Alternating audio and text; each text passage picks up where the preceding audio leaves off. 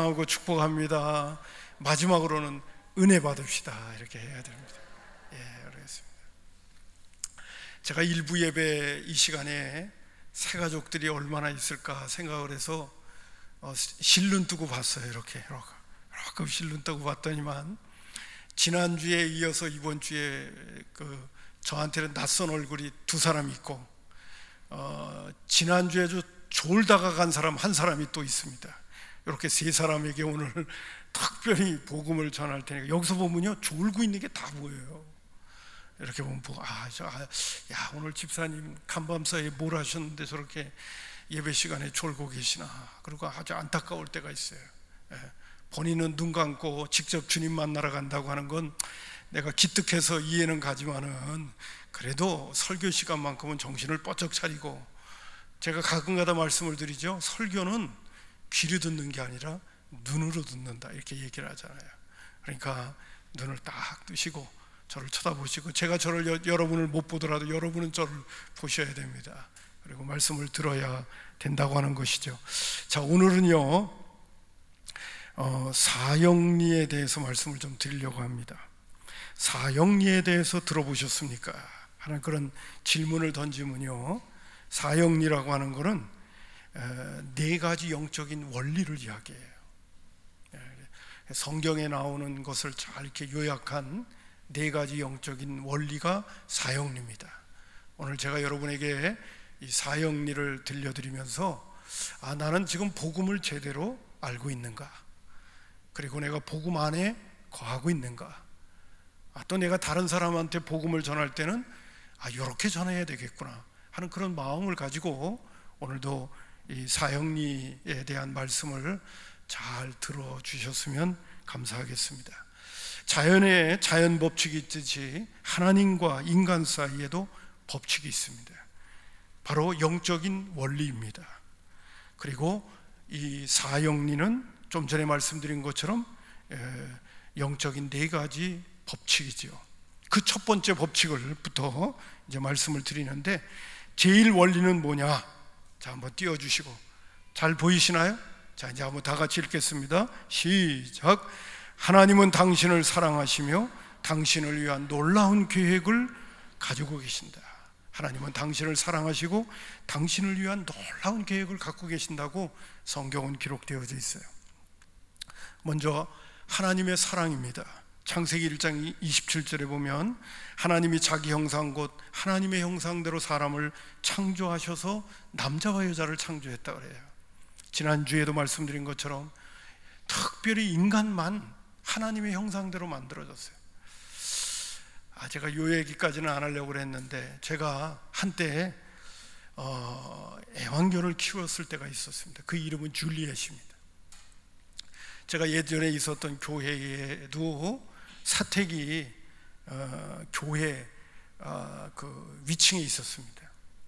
얼마나 이쁜지 몰라요. 그 애완견이 정말 너무너무 이쁜데, 이 애완견을 데리고 주일날 예배드리러 교회당을 못 나가요.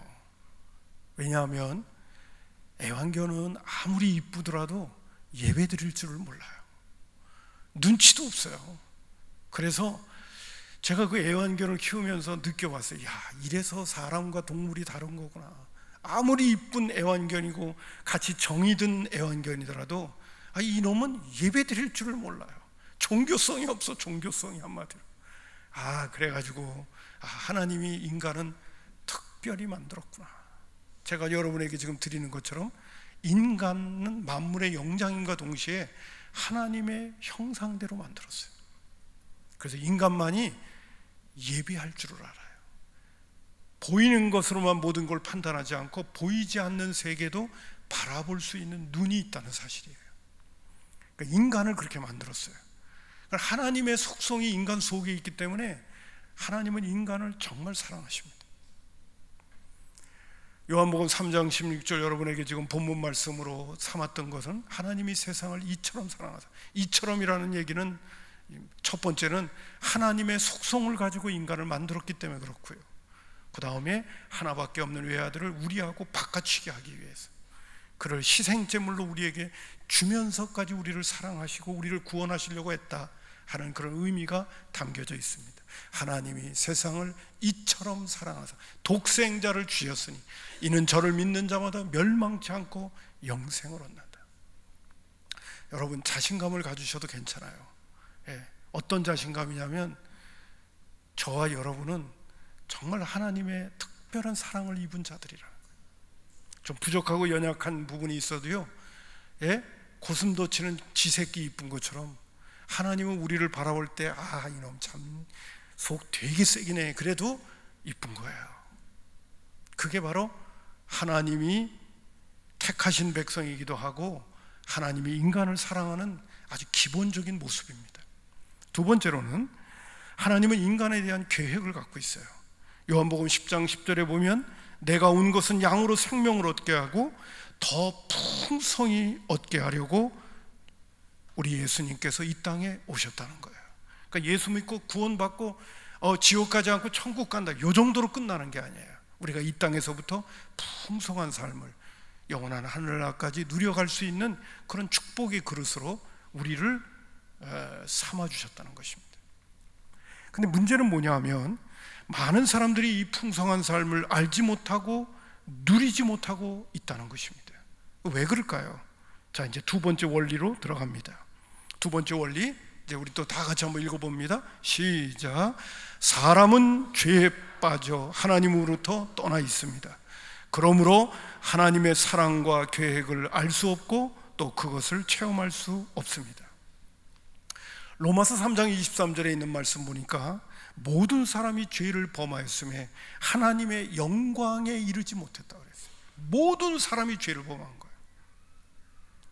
이 죄라고 하는 것은 하마르티아, 하나님이 인간을 만드신 목적에서부터 빗나가 버렸다. 지난주에도 말씀드린 것처럼 내가 어떤 목적을 가지고 물건을 만들었는데 이 목적이 내가 원하는 대로 쓰여지지 않아, 그러면 폐기 처분해야죠. 하나님은 본래 인간을 만드실 때 하나님과 교제하고 사귀도록 하나님의 형상을 줬다는 얘기는 하나님과 대화하며 교제하며 하나님의 통치와 다스림을 받으면서 살도록 인간을 만드셨어요. 근데 인간이 자기 마음대로 살고 싶어서 하나님을 떠났습니다. 그래서 하나님과의 사귐이 깨졌어요. 끊어져 버렸어요. 이것을 바로 성경은 우리에게 죄라고 말해주고 있어요. 그리고 하나님 없이 자기 마음대로 살아가는 인간의 모습에서 적극적일 때는 하나님에 대해서 반항합니다. 하나님이 어디 있어? 내 주먹이나 믿어라 이놈아, 이러면서 하나님께 대하여 반항을 해버려요. 그리고 소극적일 때는 하나님을 무시해버립니다. 이것이 바로 죄를 저지른 인간의 열매고 증상입니다. 그래서 여러분, 도표를 하나 먼저 한번 보여주실래요? 거룩하신 하나님, 그리고 죄에 빠진 인간, 그리고 인간이 하나님과 교제하면서 살기 싫어가지고 하나님을 떠난 인간의 모습이 바로 죄, 그것으로 인하여 하나님과 인간 사이에는 간격이 주어지게 됐어요. 인간이 하나님 앞에 가고 싶어 해요. 인간 속에는 하나님의 형상대로 만든 모습이 있기 때문에 은근히 인간은, 아까 제가 서두에도 말씀드린 것처럼 인간에게는 종교성도 있기도 하고요. 그리고 뭔가 만족을 얻으려고 하는 게 있어요. 파스칼이 예전에 철학자가 얘기한 것처럼 인간은 하나님으로 인하여 만족함을 얻게 하는 영역을 하나님이 남겨놓으셨다고 그랬어요. 그래서 아무리 이 세상에 부귀 영화를 누리고 자기 나름대로 막 행복하게 산다고 하더라도 하나님을 만나지 못하면 인간은 마음이 공허한 거예요. 뭔가 허전한 거예요. 그게 인간의 모습이에요. 그러다 보니까 인간은 선행을 통해서 또는 철학을 통해서 종교를 통해서 하나님께 나아가려고 하죠. 그러나 인간이 하나님께 간다고 하는 것은 성경은 우리에게 불가능하다고 말해주고 있어요. 여러분, 다른 종교들은 다 인간이 노력하고 있어요. 뭔가 내면의 세계의 공허함이라든지, 그리고 영원한 세계에 대한 부분이라든지 이런 것들을 해결해 보려고, 또 좀 깨달은 사람은 죄의 문제를 해결해 보려고 나름대로 고행을 하고 노력하면서 문제를 해결해 보려고 하지만은 인간의 노력 가지고는 하나님께 갈 수가 없는 거예요. 유일하게 표현을 빌린다면 기독교만이 하나님이 인간에게 찾아오시는 거예요. 모든 종교는 인간이 하나님을 찾아가고 있습니다. 그러나 오늘 기독교만큼은 하나님이 인간에게 찾아오시는 거예요. 왜요? 하나님은 인간을 만드셨거든요. 인간이 어떤 존재인가를 그 누구보다 잘 알고 계시거든요. 그 거룩하신 하나님께 인간 스스로 찾아갈 수 있는 존재가 되지 못하는 걸 하나님은 너무너무 잘 알고 계시기 때문에 인간을 사랑하신 하나님이 죄로 인하여 죽을 수밖에 없고 영원히 형벌 받을 수밖에 없고, 그리고 문제에 사로잡혀서 살아갈 수밖에 없는 인생들을 구원하시려면 하나님이 인간에게 다가오셔야 되는 거예요. 저는 예전에 이 예화를 참 공감하면서 들었습니다. 알고 있습니다. 그게 바로 뭐냐면, 미국에 있는 디트로이트에 가게 되면, 뭐 지금은 꼭 그렇지는 않지만은 디트로이트에는 자동차 공장과 회사들이 많이 모여 있을 때가 있습니다. 한 공장에, 그 자동차 공장에 아주 기술자이기도 한 사람이요, 차를 타고 벌판으로 추운 겨울날 운전을 하면서 가고 있었습니다. 근데 그 차가 가다가 그 벌판에서 차가 엔진이 스톱을 해버리고 말한 거예요. 고장이 나버리고 만 거예요. 이 정말 황당한 상황이 벌어졌습니다. 이 사람이 자기도 기술자니까 차 안에 있는 부품들을 보면서 고쳐야 되겠다고 생각했지만은 도저히 고칠 수가 없는 거예요. 큰일 났다 생각하고 이 추운 겨울에 어쩌나 하고 있는데 한 멋진 세단이 그 길을 지나가게 됩니다. 손을 흔들어서 스톱을 시키고 나를 좀 도와달라고 이분이 얘기를 하는 거예요. 그랬더니 그분이 차에서 내리는 겁니다. 내리더니 그 차를 본네트를 탁 열어보면서 한번 시동도 걸어보고 이렇게 만져보면서 자기는 못 고쳤던 그 자동차 엔진을 뭘 좀 만져보더니 금방 그 엔진을 시동이 걸리게끔 만들어주는 거예요. 자기도 자동차를 고치는 기술자인데 못 고쳤는데 이분은 도대체 누구길래 이렇게 쉽게 자동차를 고칠 수 있는가 궁금해가지고 선생님, 도대체 나도 자동차 기술자인데 고치지 못했던 이 자동차를 어쩌면 이렇게 쉽게 잘 고치십니까? 도대체 어떤 분이십니까? 라고 물어봤더니 그분이 호주머니 포켓에다가 호주머니에서 지갑을 열더니 거기서 명함을 하나 꺼내가지고 다 건네주는 거예요. 건네주는 명함을 딱 보니까 헨리 포드, 이 차를 만든 사람이요, 이게 만들었으니 이렇게 쉽게 고치는 거지 하는 그런 일화가 있었습니다. 여러분, 왜 하나님이 번거롭게 그리고 힘들게 인간에게 찾아오시는 겁니까? 인간을 구원하기 위하여 친히 그분이 이 땅에 왜 오시는 겁니까? 그거는 바로 인간 스스로 하나님을 찾아갈 수 없게, 인간 스스로 죄의 문제를 해결할 수 없게 하나님이 도와주시지 않으면 안 되는 존재들이 저와 여러분이기 때문에 하나님께서 친히 하나밖에 없는 외아들을 이 땅에 보내시게 되는 것이죠.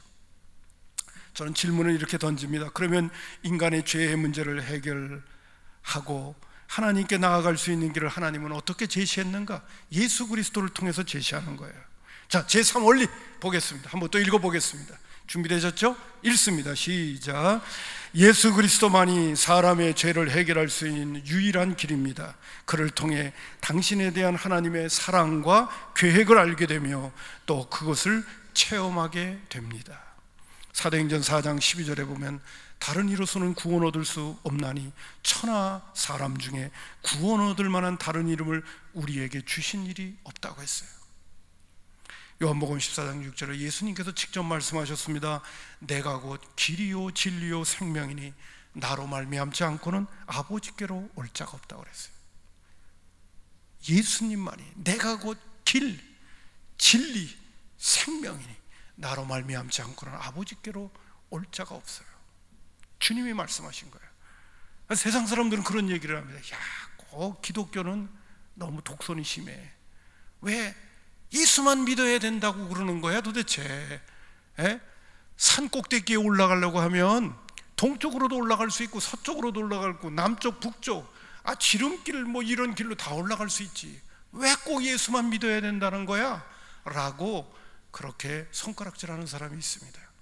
그러나 하나님이 인간을 구원하시는 방법은 오직 유일한 한 분, 하나밖에 없는 외아들을 이 땅에 보내셔서 우리의 죄의 문제를 해결하시는 그 길만이 하나님이 우리에게 제시하는 인간의 죄의 문제를 해결하고 인간으로 하여금 하나님께로 올 수 있는 유일한 길을 하나님이 우리에게 허락하시고 제시하신 거예요.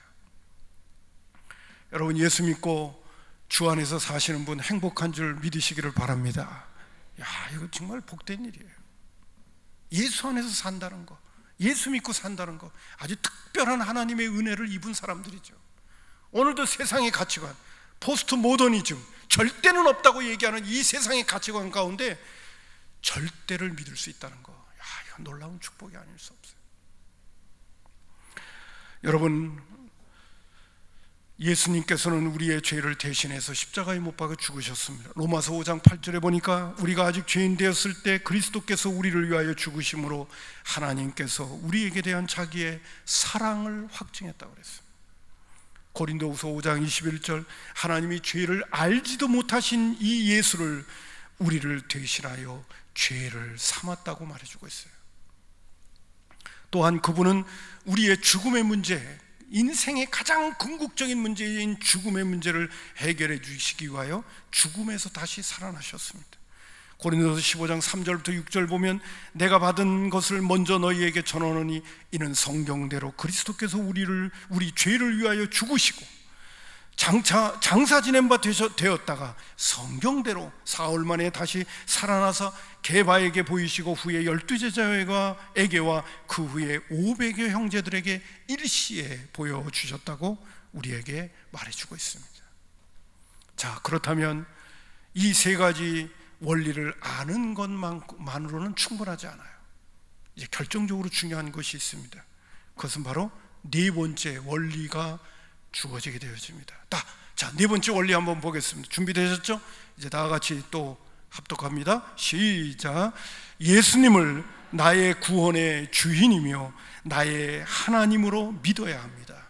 그러면 우리 각 사람에 대한 하나님의 사랑과 계획을 알게 되고 더 나아가 체험하게 되어집니다. 여러분, 믿는다는 것은 예수님을 영접한다는 것하고 동일한 표현이에요. 왜냐하면 요한복음 1장 12절에 보면 영접하는 자라는 표현을 쓸 때 곧 그 이름을 믿는 자라고 얘기했어요. 영접하는 자고 그 이름을 믿는 자에게는 하나님의 자녀가 되는 권세를 준다고 그랬어요.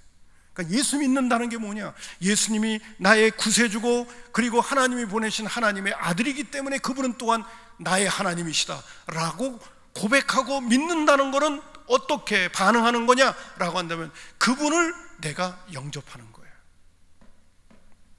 여러분, 이런 그림 한번 보셨죠? 한번 그림 한번 보여주세요. 그림을 보여주셔야 됩니다. 왜 이렇게 막 가버려요? 자, 그림 보여주세요. 예수님께서 문 밖에서 두드리시는 아주 멋있는 화가의 사진입니다. 문 밖에서 두드리십니다.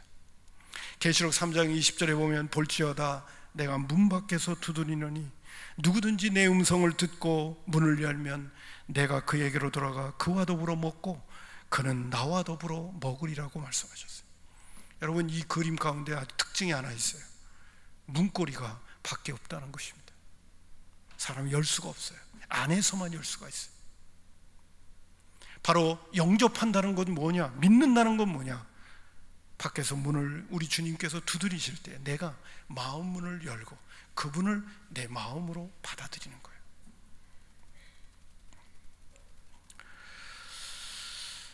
다시 말씀드린다면 예수님을 내 마음으로 받아들인다고 하는 것은 이제는 내가 내 마음을 내가 주장하던 그리고 내 뜻대로 살았던 삶을 이제 내려놓고 예수님을 내 마음의 주인으로 모셔드리고 그분의 통치를와 다스림을 받으면서 살아가겠다고 결단하는 것을 이야기합니다. 제가 여러분에게 두 그림의 두 종류의 사람의 모습을 여러분에게 보여드리도록 하겠습니다. 첫 번째 사진은요, 내 마음의 왕자의 자리에 내가 앉아 있습니다. 그리고 그 십자가 있죠. 예수님은 내 마음의 바깥에 있습니다. 그리고 큰 동그란 검은 거 저문 거, 이것은 뭐냐면 내가 내 삶을 주장하기 때문에 나는 자주 내 삶에 대해서 혼란스러워하고 좌절하고 그리고 낙심하고 용기를 잃을 때가 많은 삶을 내가 지금 살아가고 있다는 것입니다. 그러나 또 하나의 그림은 바로 예수님을 내 마음의 왕자의 자리에 모셔드리는 겁니다. 영접하는 것이죠. 그리고 내가 그 밑에 내려가 있습니다. 이제 예수님이 내 삶을 주관하십니다. 그러므로 나는 하나님이 계획하신 하나님의 뜻에 일치된 삶을 살기 때문에 내 안에 평안이 있고 내 안에 기쁨이 있고 내 안에 감사가 있는 삶을 살아가는 모습입니다. 어느 그림이 당신의 삶을 잘 나타내고 있는 모습이라고 여겨지십니까? 또 당신은 어느 그림에 속하게 되기를 원하십니까? 두말할 것도 없이 제가 여기서 보면 오른쪽이고 여러분이 보면 왼쪽에 있는 그런 사람이 되기를 원하시지 않겠습니까? 여러분, 예수님을 내 마음의 왕자의 자리에 모셔드리고 그분의 통치와 다스림을 받는 삶을 살아간다는 것이 예수님을 믿는다는 것이고 예수님을 영접한다는 것이에요. 조금 전에도 말씀드린 것처럼 요한복음 1장 12절 영접하는 자, 곧 그 이름을 믿는 자에게는 하나님의 자녀가 되는 권세를 준다고 그랬어요. 자, 그렇다면 여러분, 오늘 이 시간에 주님을 믿는 것으로, 주님을 내 마음의 왕자의 자리에 모셔드리는 것으로서 영접 기도라는 게 있습니다. 여러분, 기도합시다 그러면 다 눈 감고 있죠. 처음부터 기도라고 하는 것은 눈 감고 있는 게 기도라고 하는 게, 눈을 뜨고도 얼마든지 기도할 수 있어요. 어느 자리에서도 우리는 하나님 앞에 기도할 수 있어요. 자, 이 시간에 우리 다 같이 눈 뜨고 제가 영접 기도문을 만들었어요. 예수님을 내 마음의 왕자의 자리에 모셔드리는 기도문을 우리 함께 천천히 읽어가 보도록 하겠습니다. 잘 보셨어요? 잘 보이시나요? 예, 조는 분 한 분도 없죠. 딱 한 분 졸고 계시네. 눈 뜨세요? 눈을 뜨세요. 자, 이제 우리 다 같이 이 영접 기도문을 천천히 마음에서부터 우러나오는 자세로 이제 기도를 드리겠습니다. 시작. 주 하나님, 나는 예수님이 십자가에 죽으심으로 내 죄값을 담당해 주시고 용서해 주심을 믿습니다. 또한 죽음의 문제를 해결시켜 주시려고 다시 살아나심을 믿고 감사드립니다. 지금 나는 내 마음의 문을 열고 다시 살아나신 예수님을 나의 구주, 나의 하나님으로 영접합니다. 내 마음에 오셔서 나를 다스려 주시고 나를 주님이 원하시는 사람으로 만들어 주시고 인도하여 주시옵소서. 예수님의 이름으로 기도합니다. 아멘. 자, 그러면 이제는 내가 예수님을 나의 구세주로, 구원의 주인으로, 나의 하나님으로 이제 내 마음속에 받아들인 것입니다. 그럼 예수님을 구주로 영접하게 되면 여러 가지 놀라운 혜택이 우리에게 주어지기 시작해요. 그 중에서 오늘 여러분에게 세 가지만 얘기해 드릴게요. 첫 번째는 뭐냐 하면 죄사함의 은총을 잊게 되어집니다. 저는요, 제 얘기를 해서 미안하긴 한데요, 제가 예수 믿고 거듭나고 그리고 이 죄사함의 은총을 입게 되어졌던 것을 저는 정확하게 기억하고 있어요. 여러분, 죄의 무거운 짐이라고 하는 것은 너무너무 힘든 거예요. 눈에 보이지 않기 때문에 무슨 무거운 짐이야? 근데 그 무거운 짐이 예수님의 십자가의 보혈로 용서받고 그 죄사함을 받게 될 때의 그 기분이라고 하는 것은 이루 말할 수가 없어요. 그래서 제가 곧잘 우리 믿음의 식구들에게 인용하는 것 가운데 제가 학창시절 때 있었던 얘기를 곧잘 얘기를 하죠. 제가 중학교 3학년 때 체력검사 해서 고등학교 들어갈 때 얘기죠. 할 때 1000m를 3분 30초에 그거를 해야지 점수가 나와요. 근데 3분 30초 동안에 1000m를 뛸 수가 없어요. 내 친구가 저한테 얘기를 하는 거야. 야, 너 3분 30초 안에 그 1000m 뛰려면 그 저기 종아리에다가 모래주머니 맨날 차고 다녀봐라. 그러면 3분 30초에 그거 뛰어낼 수 있어. 그래서 제가 한 2달 동안이요, 아침에 일어나면 모래주머니 체육사에 가서 사가지고 종아리에다가 딱 묶고요, 양쪽에다 묶고 학교 갈 때 차고 가고 집에 돌아와서 잘 때 풀렀어요. 처음에는 걷기도 힘들더라고요. 무거워가지고 오메 뭐 이렇게 무거워. 야, 근데 그렇게 모래주머니를 차고 2달 동안 맨날 다니다가요, 또 한 번씩 뭐 이렇게 검사할 때가 있잖아요. 그럴 때 모래주머니를 탁 풀릅니다. 그리고 천미를 띱니다. 저만 느끼는 거라서 그때 그 시절이 또 느껴지네요. 발에 날개가 달려버려요. 발에 날개가 달려가지고 붕붕 날아가요. 세상에 그렇게 발이 가벼울 수가 없어요. 이야, 제가 3분 10초에 뛰었다는 거 아닙니까? 막 붕붕 날아가요. 날아가. 무거운 짐을 모래주머니를 차고 다니다가 그거 풀르면요, 몸이 너무 가벼워져요. 꼭 그런 건 아니지만 그와 비슷한 경험이, 죄의 무거운 짐이 해방받을 때, 죄 사함의 은총을 입을 때 그 기분은 마치 그와 같아요. 그래서 시편의 기자가 얘기하기를, 새가 우리에 갇혔다가 사슴꾼의 그 올무에서 풀려나는 모습으로 구원을 설명하고 있는 것을 보게 되어요. 제가 그 시편에 나오는 오 우리 영혼이 벗어났도다 사냥꾼의 올무에서 새같이, 오 우리 영혼이 벗어났도다 사냥꾼의 올무에서 새같이 하면서 그 찬양 있잖아요. 시편에 나오는 찬양, 정말 죄의 문제가 해결받고 사함의 은총을 입게 되면요, 하늘을 날 것 같아요. 야, 진짜 죄는 무거운 짐이 있는 거구나. 엄청난 무거운 짐을 내가 그동안 지고 살았구나 하는 거를 그 죄에서 사함을 받을 때 경험하게 되어죠. 자유를 경험하게 되는 거예요. 진리를 알지니 진리가 너희를 자유케 하리라는 게 거기서 나오는 거예요.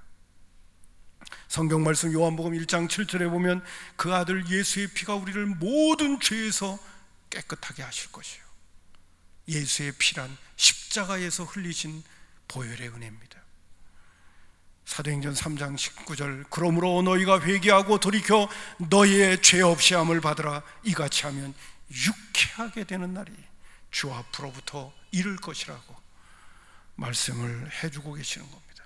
가장 큰 축복, 예수 믿고 구원받는다는 것은 가장 큰 축복은 죄의 문제를 해결받는다는 겁니다. 죄의 문제를 해결받으면 하나님과 나와의 만남이, 사귐이 다시 이루어지는 거죠. 두 번째로는 영원한 생명을 얻게 됩니다. 요한복음 5장 24절에 내가 진실로 진실로 너희에게 이르노니 내 말을 듣고 또 나 보내신 이를 믿는 자는 영원한 생명을 얻었고 심판에 이르지 않았으니 사망에서 생명으로 옮겼느니라. 여기서 영생, 생명, 하나님께서 우리에게 주시는 영원한 생명을 이야기하는 거예요. 세 번째로 또 큰 축복이 뭐냐면 자녀가 되는 권세가 우리에게 주어집니다. 지난주에도 말씀드린 것처럼 자녀가 된다는 것은요, 부모에게로부터 철저한 보호를 받는 거예요. 저는 때때로요, 야, 부모가 어쩜 이렇게 자녀를 사랑하는가, 그리고 자녀의 모습을 볼 때마다요, 야, 부모가 있는 자녀가 얼마나 큰 축복이 있는 자녀인가를 정말 알 수가 있어요. 고아가 돼 본 사람은요, 부모가 있는 자녀가 얼마나 큰 축복을 받고 있는지를 정말 알죠. 오늘 예수 믿고 구원받으면 하나님이 우리의 부모가 되신다는 사실을 아셔야 돼요. 요한복음 1장 12절을 다시 인용합니다. 영접하는 자, 그 이름을 믿는 자에게는 하나님의 자녀가 되는 권세를 준다고 그랬어요. 하나님의 철저한 보호가 예수 믿고 그때부터 따라오기 시작합니다. 뿐만 아니라 중요한 것은 영원한 천국에도 들어가게 된다는 얘기죠. 여러분, 청와대, 이번에 새 대통령인 문재인 대통령이 청와대에 들어갔습니다. 거기는 이제 여러 사람이 청와대에 출입을 하게 되지만은 패스보드 같은 거 안 갖고도 들어갈 수 있는 자가 있어요. 그게 바로 문재인 대통령의 아들, 딸이에요. 그들은 청와대에 출입했습니다. 제가 여기 설교 시간에 이런 얘기를 해서 죄송한데, 상암동에 있는 어느 교회의 목사님 아들이 문재인 대통령의 딸과 결혼을 해가지고 사둔 집이 거기 있습니다. 아무개 교회라고까지 얘기를 하려고 그러다가 혹시 나중에 또 괜히 그냥 그럴까 봐 그랬습니다. 여러분, 자녀가 되면 청와대, 대통령의 자녀가 되면 청와대 마음대로 들어갈 수 있습니다. 우리가 왜 영원한 천국에 갈 수 있습니까? 영원한 천국은 우리 하나님 아버지의 집이기 때문에 가는 거예요. 할렐루야. 자녀가 되어져서 가는 거예요. 그래서 천국은 용서받는 죄인이 가는 곳이지 의롭게 산 사람이 가는 게 아니에요. 하나님의 자녀가 되어 죄 용서 안 받고 하늘나라 가게 되어진다는 것을, 이게 바로 예수 믿고 구원받고 하나님의 자녀가 되어져 누리는 특권이고 복인 줄로 믿습니다. 세상에 어디 가서도 누릴 수 없는 거예요. 예수 믿는 그리스도인들만 누리는 위대한 축복이고 하나님의 놀라운 사랑이고 하나님의 놀라운 풍성한 계획입니다. 여러분, 예수님을 꼭 구주로 영접하고 하나님의 자녀가 되어져 영원한 하늘나라에 풍성하게 당도하는 믿음의 권속들 다 되고 새로운 믿음 식구 되기를 주님의 이름으로 축복합니다. 기도하겠습니다. 고마우신 아버지 하나님, 오늘 우리